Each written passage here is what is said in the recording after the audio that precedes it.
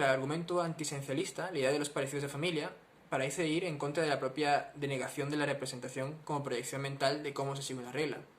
El significado depende de criterios externos, de dos usos distintos bajo los criterios independientes, en una interacción en dos momentos distintos, pero nada que no pueda ser corregido por un ego, por un yo, tiene razón clara, si no es pragmatista, y muchos dicen que Wittgenstein no lo es, para ser corregido por dos. Digamos, si el criterio no es la expectativa personal, sino una interlocución entre dos, y si dos salen de casa y uno pregunta al otro si apagamos la cocina, y el otro responde que sí, y cuando regresan la casa está incendiada, ¿dónde estaría el criterio? En una referencia respecto a un tertium quid, frente a un acuerdo en el que ambos llegaron a la calle cuando se dijeron sí, hemos apagado la cocina, aunque el resultado haya sido desastroso. Es decir, parece difícil salir de una visión pragmatista sobre lo que es entender o satisfacer una comunicación. Del dictum de Wittgenstein de no pienses, mira, se justifica que la regla, el uso y el criterio independiente sobre qué es la regla, en Wittgenstein es indecible aunque no inexistente. Esa es como la justificación de algunos herederos de Wittgenstein, ¿no? O sea, existe pero en tanto práctica. En cualquier caso, eso no difumina el problema porque ha habido distintas herencias de este postulado e interpretaciones, algunas más desquiciadas que otras, por eso hay múltiples intuiciones acerca de lo que significó el parágrafo 202 de las investigaciones filosóficas, que dice: esta es la paradoja. Una regla no puede determinar ningún curso de acción porque todo curso de acción puede hacerse concordar con la regla. Y si todo puede hacerse concordar con la regla, también todo puede hacerse discordar. Algunos lo tomaron esto como un aquí ha expuesto el problema y otros como aquí ha expuesto el ridículo de considerar que existe algo así como una regla más allá del curso de acción. Si hiciéramos eso, mentalistamente, se llegaría a esta paradoja. Y Kripke lo toma en serio. Por eso la quiero desarrollar brevemente para mostrar que efectivamente parece que no hay un término medio entre denegar lo mental y denegar el solipsismo. Toda postura representacionista, mentalista, como la que estoy exponiendo, como la que acepta Kripke, es histérica. La solución, que veremos más adelante, es la de que efectivamente el lenguaje es un uso, único en cada aplicación, sin nada que podamos llamar regla o interpretación mental. Pero esto no es la postura de Kripke, claro. La relación entre la representación, o sea, la pieza no encarnada en el mecanismo, y aquello que nos permite que nos llevemos bien con ella, es decir, la regla, es una aplicación particular y no otras posibles, dado que la gente aplica en general este signo de esta manera. Esto está claro en Wittgenstein y también en Ryle, que es el referente de esta filosofía eliminativista en la psicología. Saber cómo hacer algo y saber hacer algo son lo mismo, no el acto mental versus su desenvolvimiento físico. Esto es fundamental y el aspecto relevante de la idea de la representación como un factor con existencia propia. Y efectivamente, distinguir entre una representación como algo como valor propio que interviene en el mundo y la práctica, el uso, es difícil. Coloquemos un ejemplo. Pensamos en un grupo de niños jugando al fútbol en la cancha. Y cuando llegan las chicas, esto les deniegan que ellas jueguen. Dicen, no, es que las niñas no saben jugar al fútbol. Ahora nos preguntaremos, ¿qué significa ese no saber jugar? Significa en este caso que cogen la pelota con las manos, digamos. ¿Y qué significa que jueguen agarrando la pelota con las manos? Esa falta de conocimiento. Puede ser cualquier cosa, que no se tomen tan en serio el juego y no les importe hacer trampa, o que nunca hayan visto un partido y literalmente desconozcan esa regla. Ese no saber como conocimiento técnico y las condiciones que llevan a que los niños digan no saben es lo mismo, exactamente. Cualquier interpretación a posteriori es irrelevante. Pero digo, añado, esto es cierto bajo la lupa pragmatista, pero no habla nada sobre la actividad mental como tal. ¿Qué significa que un niño no sepa jugar al fútbol? Quizá que no conoce a fondo las reglas. Pero los niños que no le dejen jugar, que si le conocen darán por hecho que ese niño es desagradable o cualquier cosa, no conocerían que ese niño desconoce que no se puede jugar al fútbol con la mano. Incluso cuando le avisan en pedo partido, él puede creer que le mienten para aprovecharse y ganarle. En este caso, el contenido mental de uno es irrelevante para el proceso de una acción. No saber jugar significa efectivamente la incapacidad para pertenecer a esa práctica. Y indagar, profundizar en qué naturaleza tiene ese no saber jugar, sería denegado por Ryle y por Wittgenstein.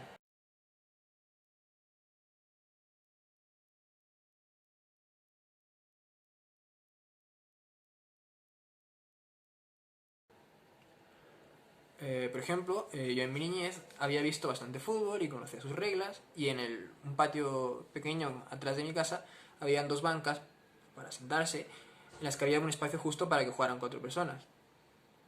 Es decir, que conocía las reglas formales del fútbol y también había jugado de forma informal en el fútbol, en un contexto en el que no se exigía una discriminación evidente entre porteros, delanteros, centrocampistas, etc. El caso es que siempre he sido muy literal, cuadriculado en ciertos aspectos, y una vez fui por vez primera a una cancha de cemento más o menos grande, donde otros muchachos jugaban al fútbol. Entonces, estos me invitaron a participar, diciéndome que juegue como portero delantero. Y no me acuerdo quién me acompañaba en ese momento, me decían que entrase a jugar, pero yo me negué, o me metí en la cancha pero me quedé paralizado y decidí salir, en tanto era incapaz de entender el concepto portero delantero. Algo intuitivo, que al tiempo yo veía como un oxímoron, independientemente de que en el patio atrás de casa haya hecho una práctica parecida. Pero cuando me pidieron eso, me negué porque no entendía el concepto de un portero, que debe cumplir las prácticas del portero, de buen portero, incluido no descuidar la portería, y lo mismo al tiempo con el delantero. Así que por un puro no entender, como una cuadratura del círculo, me negué a jugar. Ahora, estos chicos, digamos que no me hubieran invitado a jugar de nuevo, por parecer yo un cretino que no quiere bajarse al barro a jugar.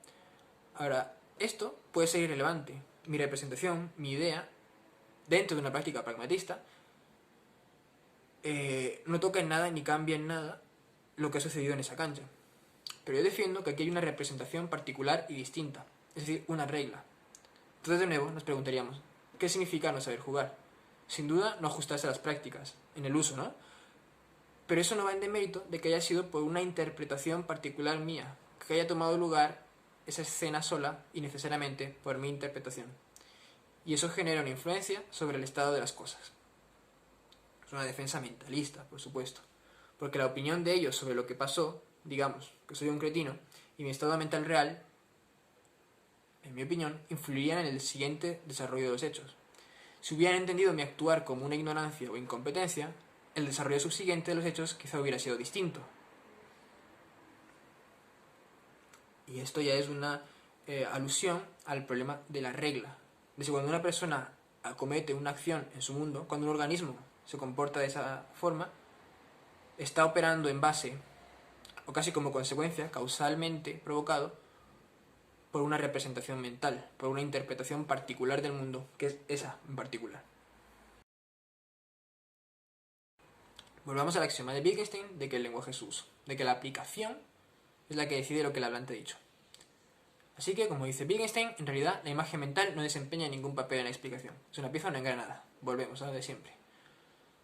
Es cierto que hay una experiencia a la que llamamos vulgarmente pensar, pero eso no significa que el pensar exista como entidad en sí misma. Como decía con la figura del cubo, si nos sugiere una aplicación, significa que nos sugiere la aplicación en ese uso, pero el rasgo de la figura no es explicativo. Y Wittgenstein propone este paso. El personaje A escribe una serie de números 1, 5, 11, 19, 29, mientras B, que es un alumno, está intentando averiguar el principio rector de la serie. En un momento dado, B exclama: "Ahora puedo seguir". En ese momento parece que ha entendido, que ha razonado y que puede seguir. En B surge el estado mental de comprensión. Entonces admitimos que a B se le había ocurrido entonces la fórmula a(n² más n-1, y lo que A escribe después de 29 confirma que se trata del principio que rige la serie. Pero a B se le podría haber ocurrido también la serie de las diferencias 4, 6, 8, 10. Podría haber tenido la sensación particular de esto es fácil. Podría simplemente haber tomado un lápiz y continuar la serie, o cualquier otra cosa. De eso cabe decir que nada de lo anterior se debe identificar como comprensión. Lo que realmente sucede es que desde el principio damos por sentada la tesis de que el uso correcto solo puede explicarse postulando algún estado mental, y puesto que éste no puede identificarse con el proceso de comprensión, más tosco y por lo tanto más visible, nuestra única opción es decir que se trata de algo oculto tras estas apariencias. Si digo que el proceso de comprensión está escondido, ¿cómo sé entonces dónde tengo que mirar? Como era de esperar, la solución viene del rechazo a considerar la comprensión como un proceso mental que acompaña mi exclamación «ahora puedo continuar». Son las circunstancias particulares que me justifican para decir «puedo continuar» cuando se me ocurre la fórmula. Continúa con un segundo ejemplo. Dice, un estudiante de primaria que de acuerdo con los criterios ordinarios domina la serie de los números naturales. Particularmente, este estudiante reacciona de la manera habitual a la orden más 2, escribiendo 0, 2, 4, 6, hasta llegar al 1000, el tope máximo que hemos alcanzado en nuestras pruebas. Para nuestra sorpresa, cuando le damos esa orden para que continúe la serie por encima de 1000, lo que escribe es 1004, 1008, 1012, etc. Para Wittgenstein, de nada servía decirle, debes seguir sumando tal como lo he hecho desde el principio. Porque el niño podía responder, es justamente lo que estoy haciendo. Porque se trataría de alguien con una orden del tipo, suma siempre 2 hasta 1000, 4 hasta 2000, 6 hasta 3000, etc.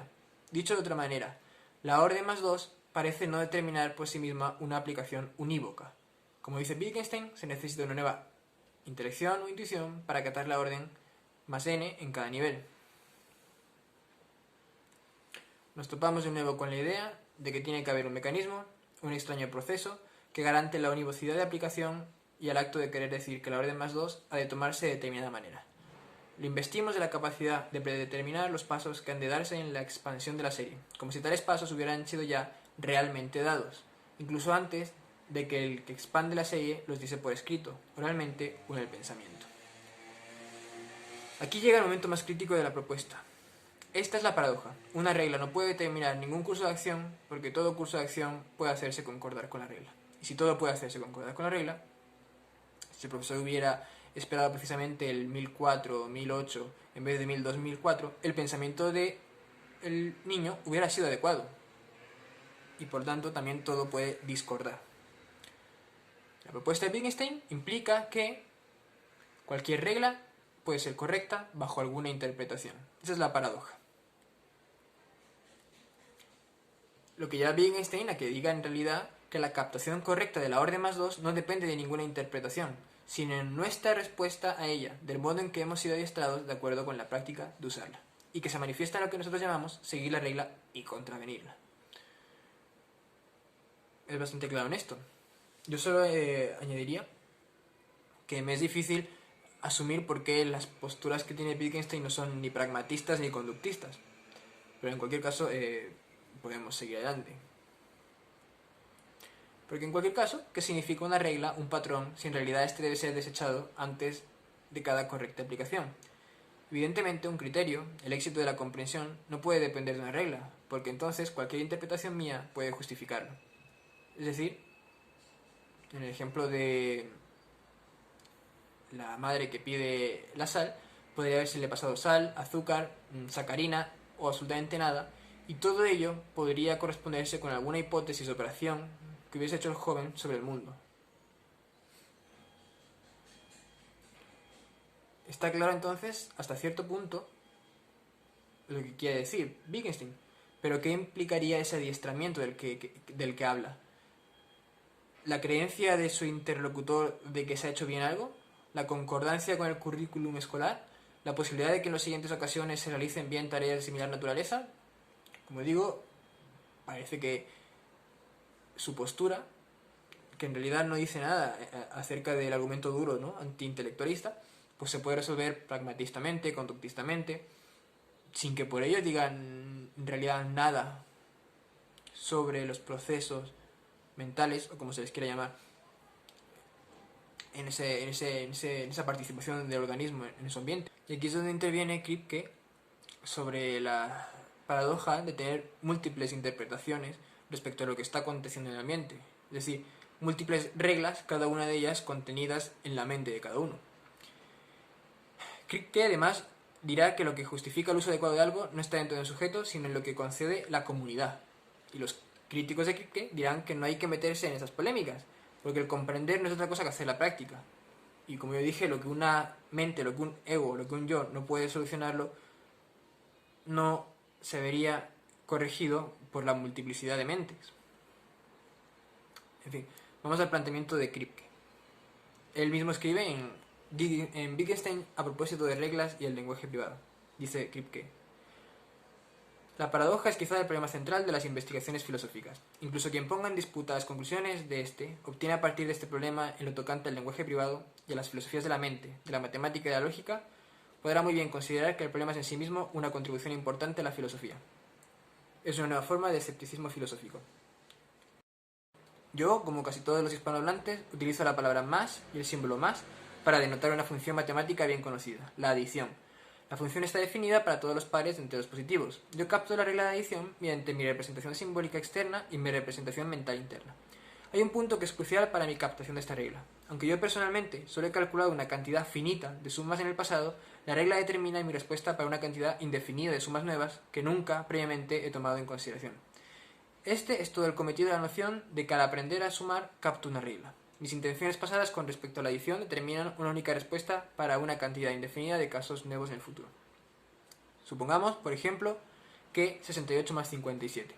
Es un cálculo que no he realizado nunca hasta ahora. No hay duda de que existe un ejemplo como este, puesto que he realizado sobre una cantidad finita de cálculos en el pasado.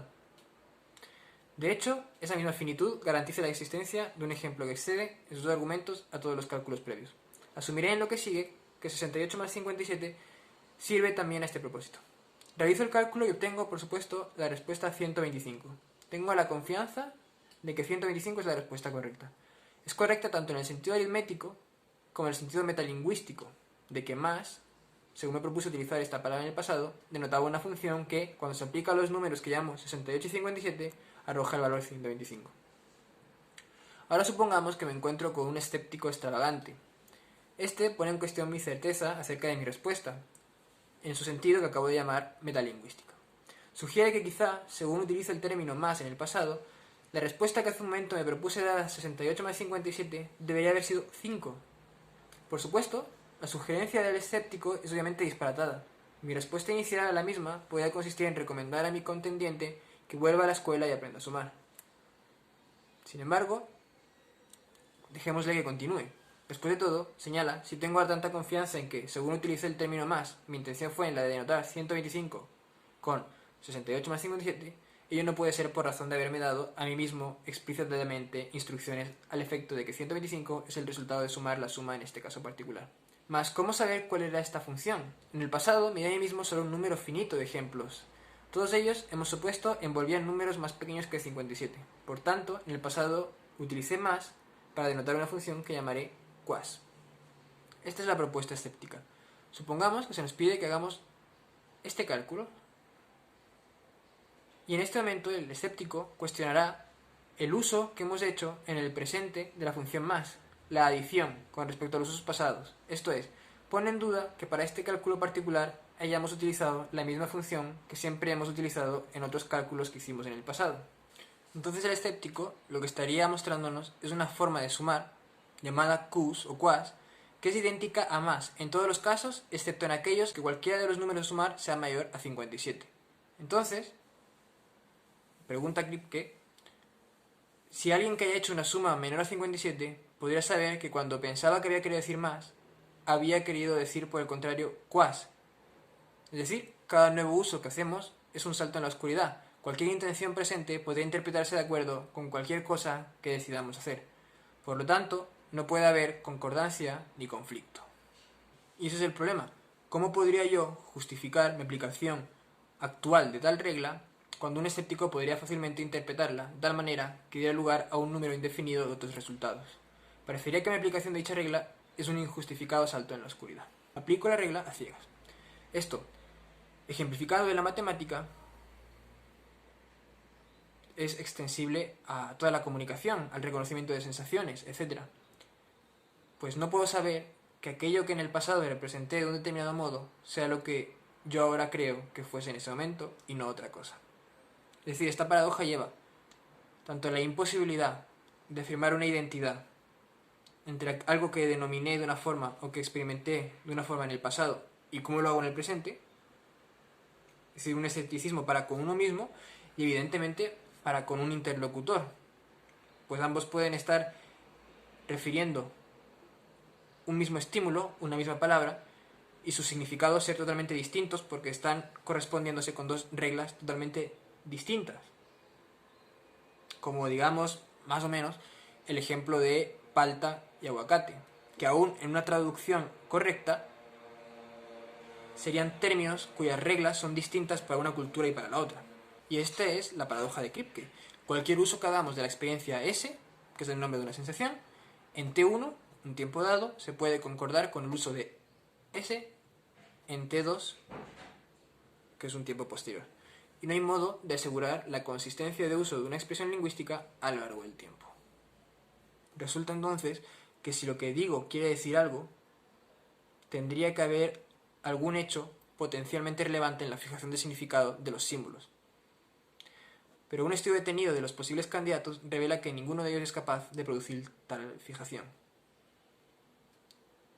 Es decir, no hay nada, evidentemente, en el signo o en la regla de cuas o de más o de aguacate o de palta que nos diga sobre cómo lo hemos usado en el pasado. Esos mismos signos, con qué intención los hemos usado en otros tiempos, ni de cómo se está usando en este momento ni cómo se usará en el futuro.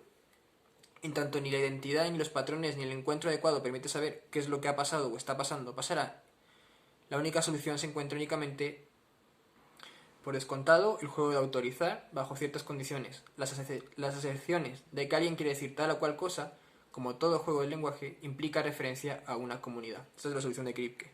Nuestras vidas enteras, según Kripke, o su interpretación de Wittgenstein, ¿no?, que es lo que llaman Kripkenstein, dependen del juego de atribuir a otros el dominio de ciertos conceptos o reglas, mostrando con ello que esperamos que se comporten como nosotros. Es decir, es inevitablemente una solución pragmatista. Pero es que la solución pragmatista es inevitable tanto desde posturas mentalistas como la de Kripke, como en posturas absolutamente antimentalistas como la de Wittgenstein o la de Ryle. Esta exigencia del recurso a la comunidad en el juego de atribución de significados es la que proporciona, según Kripkenstein, la base del argumento contra el lenguaje privado. Pero bueno, es evidente que esta interpretación es bastante polémica. En un paper llamado La posibilidad de dar razones, un acercamiento a la paradoja wittgensteiniana, María Teresa Muñoz Sánchez dice: tal y como lo venimos entendiendo aquí, y como dice Wittgenstein en el párrafo 201, al analizar la práctica de seguir una regla, lo que quiere disolver es una falsa paradoja, no enunciar la paradoja. Que aquí hay un malentendido se muestra en que en este curso de pensamientos damos interpretación tras interpretación. Con ello mostramos que hay una captación de regla que no es una interpretación, sino que se manifiesta de caso en caso de la aplicación, en lo que llamamos seguir una regla y en lo que llamamos contravenirla. Alude ahí a que el proceso de aprendizaje de la regla no es un proceso intelectual, sino el proceso de dominio de una práctica. Si el aprendizaje fuera intelectual, esto equivaldría a conocer cómo utilizamos y aplicamos las reglas en todo y cada uno de los detalles inarticulados de la práctica. Por el contrario, en cada caso nos vemos remitidos a la conducta común de los hombres, a las reacciones naturales. El comportamiento lingüístico de un sujeto no tiene como base el pensar que obedece, sino que es ya la obediencia de la regla. Se sigue la regla ciegamente, dice Wittgenstein. Aprenderla, seguirla, no es interpretarla, sino ser introducido por medio del entrenamiento en actividades sociales establecidas. Esto no significa que el acuerdo entre los hombres decida lo que es verdadero o falso, que garantice cuál es la aplicación correcta o incorrecta. Los hombres concuerdan en el uso del lenguaje, en el lenguaje que usan, y esta no es una concordancia de opiniones, sino de formas de vida. Y es una corrección muy buena a lo que postula Kripke, pero al menos a mí, intuitivamente, no me clarifica si la regla es indecible, si la regla es improposicionable, ¿cómo podemos distinguir cuándo se ha seguido y cuándo no se ha seguido? Y sobre todo, ese terror que Wittgenstein asume de no saber cuándo se está siguiendo la regla y cuándo se cree estar siguiéndola. Si la regla es algo, es un patrón, es una sensación, una derivación lingüística del encuentro, no tenemos que pedir que se nos explique qué regla en concreto ni cómo funciona, pero se podría identificar de cada 10 escenas de comunicación, por ejemplo, para consigo mismos o para con otros, ¿podríamos decirse en cuántos de esos casos ha seguido la regla y en cuáles no? Depende de si las personas sienten que no se entienden y por eso deciden dejar de hablar, si las personas que han hecho determinada conducta en esa interlocución la repetían en el futuro, de si quedan satisfechos. Simplemente, regla significa que algo ha sucedido, y entonces regla es como un verbo auxiliar, no es irrelevante, ¿no? Porque Wittgenstein es problemático. Puede ver incluso que esa deducción no esté implícita en Wittgenstein, sino que él mismo la muestra como algo ridículo. pero no puedo ver la solución a esa interpretación. O puedo intuir una, pero una absoluta y totalmente mentalista, privatista, como único escape a esa posición de genio maligno que nos engaña sobre lo que quisimos decir en el pasado. Y lo que queremos decir ahora y lo que querremos decir en el futuro. Pensemos un ejemplo en el que, bueno, tengo un tío que es de la sierra ecuatoriana, con el carácter hosco y receloso que se suele tener ante el carácter costeño. Un día va al médico y se encuentra con que su doctor es cubano. El doctor además le habla de tú o de vos, algo que no está socialmente reglado en el carácter serrano. El serrano sigue respondiéndole de usted en esta primera cita. En un segundo encuentro, el doctor, viendo que sigue su paciente retraído, que ve que su paciente sigue retraído y hablando de usted, se preocupa, así que actúa incluso más dicharachero de lo normal. Y ve que el serrano, pues, alza la voz y le habla de tú.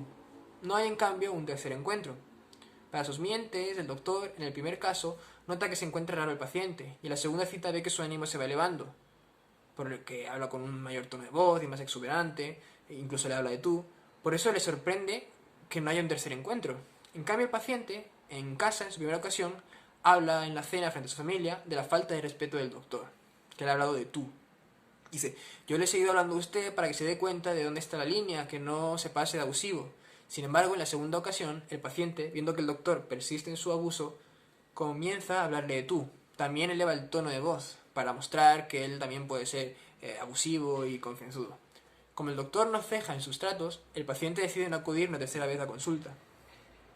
Sin duda, lo que para otra persona sería extraversión, para el doctor no ha sido nada particular, y para el paciente, un abuso. Lo que para el paciente es nada, y para otro introversión, para el doctor era un estado compungido. Así, el cambio a tú en la segunda cita era un reto para el paciente, y una muestra de apertura para el doctor. Y así. Sin duda, la conducta de uno permitió la subsiguiente conducta del otro. Sin duda, la proposición y la conducta verbal de uno y la de otro fueron entendidos como pertenecientes a un mismo significado. Era la moral, lo emocional, lo que les diferenciaba, al menos de cara a su interpretación. Sin duda, esa persistencia ha cambiado cuando dejan de verse, por culpa del paciente y su resentimiento hacia el doctor. Sería interesante saber qué implicaciones tendría esto para Wittgenstein. No solo han tenido dos experiencias distintas bajo unos mismos signos, sino que éstas se han visto reforzadas por un mismo ambiente, por una misma secuencia estimular. Es decir, el significado durante una cadena de sucesos ha ido desenvolviendo los siguientes entendimientos y actos de los dos partícipes. Y debemos preguntarnos, sobre todo en este caso, cuál sería y dónde estaría la diferencia entre creer que se sigue una regla y efectivamente estar siguiéndola. Y con ello resolver qué criterio independiente se halla ahí. Es más, imaginemos a un genio maligno que aparece para colocar en nuestro mundo a una población de 3.000 millones de personas de otra tierra, cuyas sensaciones fenoménicas son iguales a las nuestras, pero con un sistema causa-sensación absolutamente distinto, en el que además el lenguaje expresivo, corporal, verbal, en fin, de signos, sea totalmente opuesto al nuestro. Esto es un mundo en el que te insulten o que te agredan es motivo de satisfacción, y que a su vez, donde llorar es una muestra de agradecimiento, donde alejarte corriendo es un signo de cortesía hacia la persona que te ha dado tal honor, y así. Entonces la aplicación de la regla, no agredas a alguien porque le hará sufrir, es insostenible en términos abstractos, y la proposición, no agredas a alguien porque le harás llorar y huir despavorida, relata una verdad, pero una verdad que en el uso de otra persona sería desagradable. Es decir, todos podríamos estar programados en ocasión de una programación particular, por Dios o por una computadora, para que nuestras respuestas siempre sean paralelas a una conducta opuesta, sin que signifique lo mismo para nosotros. Por ejemplo, en este encuentro entre habitantes de dos tierras totalmente distintas, para el sujeto 1, dar los buenos días significa esto, significa, bueno, para un terrícola, dar los buenos días significa eso. Igualmente es un gesto de cortesía, sonreír es un gesto de amistad, pero para el sujeto 2, traído por este genio maligno, dar los buenos días es el equivalente a amenazar de muerte. Decir igualmente quiere decir no lo conseguirás, y sonreír implica mostrar la juventud de uno y su disposición para la guerra. Esto, extendido para cada detalle de la vida, cada posición, siempre opuesta emocional, aversiva o apetitivamente, en unos casos respecto a los otros, pero de un modo tan preciso que precisamente jamás se rompería esa armonía de movimientos que hiciera sospechar a alguien que hay en la regla de comunicación algo que no encaja. Como si en el ejemplo del espectro invertido Dios se encargara, para que nadie se diese cuenta de lo que sucede, de que a la persona con el espectro invertido le dieran fobia también las serpientes rojas. O como si en el ejemplo de la inversión sonora, además de la percepción, Dios hiciera que cuando a este muchacho le desagradara algo, en vez de poner el rostro compungido, como el resto de personas normales, él expresara su disgusto haciendo una mueca que nosotros consideraríamos como sonrisa. Y que lo que para él significa no pienso ir fuera en su idioma, por favor, yo también quiero estar ahí.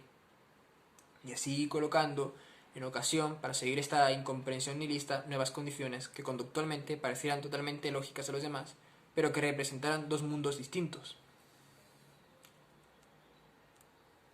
Esto muestra, entre otras cosas, que la propuesta de Wittgenstein ni siquiera nos salva de un dualismo, pues o nada de lo dicho antes implica que la persona que responde con una sonrisa en el ascensor no esté teniendo una experiencia desagradabilísima. Irónicamente, lo único que podría detener esa espiral de malos entendidos sería que la persona autómatamente se aislase del mundo y satisfaciera sus necesidades sin contacto de ninguna otra persona.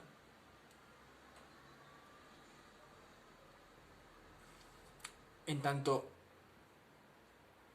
identificar patrones o parecidos de familias quedaría como en potestad de este individuo particular.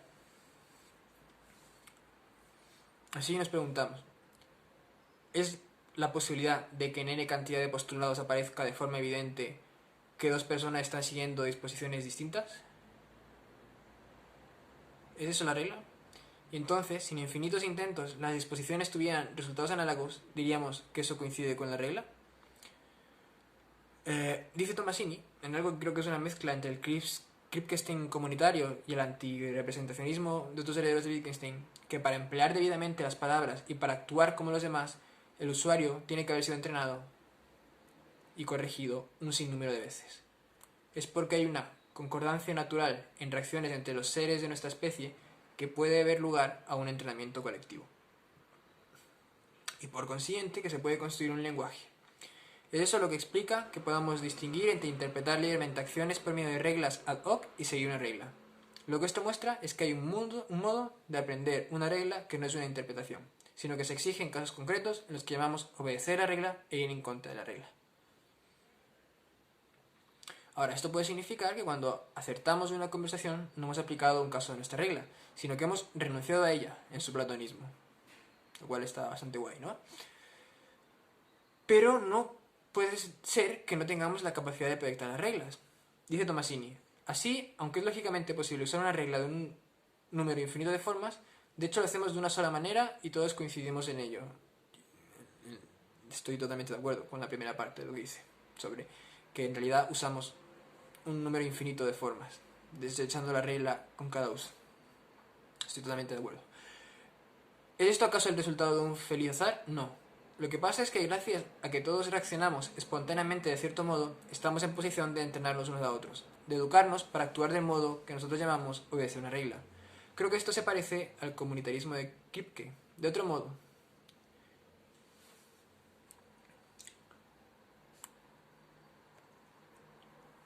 y de nuevo, es decir, siento, probablemente es un problema de interpretación mía, siento que se confunden o se utilizan como si fueran análogos el problema de satisfacción en una interacción social con el problema de los mecanismos epistemológicos que se dan en el hombre a la hora de conocer. Porque puedo estar absolutamente de acuerdo con lo que dice Tomasini, y sin embargo sigue sin clarificarme nada respecto a la naturaleza de lo que ha ocurrido en el ejemplo del ascensor, del médico con el paciente. La regla no está dentro. Genial.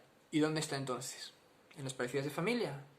Porque sin duda hay una danza macabra de la que se puede sacar cierta periodicidad sin que esto signifique que haya una comprensión o una relación adecuada entre ellos.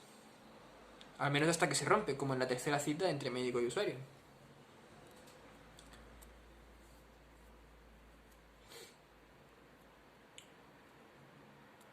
Porque además en el ejemplo este escéptico del genio maligno, no he dicho en ningún momento que las necesidades puedan ser satisfechas sin la comunidad.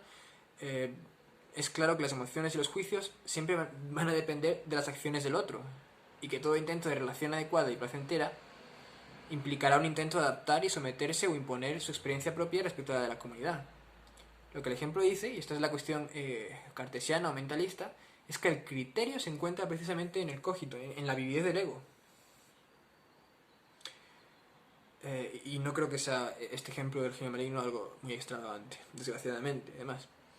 Por ejemplo, en la política actual, yo no sé si es en toda Europa o es en España donde está así de degenerado el asunto, pero políticamente o en cualquier lío de cuchicheos entre amistades y enemistades, con dos proposiciones sencillas es posible demorar eternamente la incomprensión deliberada. Por ejemplo, los seguidores del político A declaran que quieren A1, que es una propuesta que ellos consideran la buena. Y el político B resulta que una vez gana, toma algunas concesiones o incluso da un giro total y B termina aplicando A1 y luego A2 y luego A3. Pero para los seguidores de A, la acción de B es explicable de tal forma que A1 es una táctica de distracción para hacer B2, lo que es terrible. Y cuando se sabe que B va a hacer A2, justifican que A2 es una forma de debilitar a los seguidores de A mientras prepara el B3. Y así ad infinitum. De igual modo, que se ha juzgado a un personaje que nos causa repulsión es prueba de que ese es un corrupto o un terrorista, y nos confirma el odio justificado. Que ese personaje se ha declarado inocente justifica no solo que es un terrorista o corrupto, sino que tiene todo un entramado judicial de su parte, lo que aumenta el nivel de corrupción de nuestro sujeto odiado. Es decir, es una máquina de terror terrible. Bueno, es algo insalvable, pero ni cartesianamente ni con supuestos métodos analíticos esclarecedores.